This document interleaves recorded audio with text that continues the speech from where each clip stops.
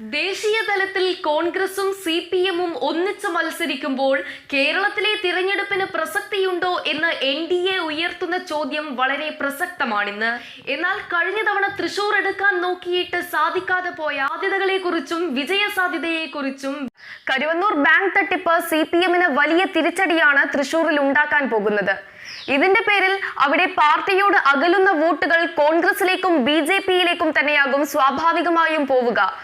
10 വർഷമായി കേന്ദ്രത്തിൽ അടിത്തറ ഭദ്രമാക്കി വെച്ചിരിക്കുന്ന നരേന്ദ്രമോദി തന്നെ വീണ്ടും അധികാരത്തിൽ വരുമ്പോൾ കേരളത്തിൽ നിന്നും ഒരു മന്ത്രി തീർച്ചയായും ഉണ്ടാകും. അത് തൃശൂരിൽ നിന്നും വിജയിച്ചു വരുന്ന സുരേഷ് ഗോപി തന്നെയായിരിക്കും എന്ന കാര്യത്തിൽ യാതൊരു തർക്കവും വേണ്ട. BJP-ക്ക് 2019-ൽ ശബരിമല വിഷയത്തിന്റെ പേരിലാണ് അന്ന് ഇത്രയും വോട്ട് അവിടെ നേടാനായത്. കരുവന്നൂർ ബാങ്ക് തട്ടിപ്പുണ്ടാക്കിയ വലിയ ആരോപണത്തിന്റെ പേരിൽ CPM-ൽ ഉണ്ടാകുന്ന വോട്ട് ചോർച്ച സുരേഷ് ഗോപിക്ക് അനുകൂലമാവുകയാണെങ്കിൽ തൃശൂരിൽ ഇത്തവണ അത്ഭുതം സംഭവിച്ചാലും അത്ഭുതപ്പെടാനില്ല.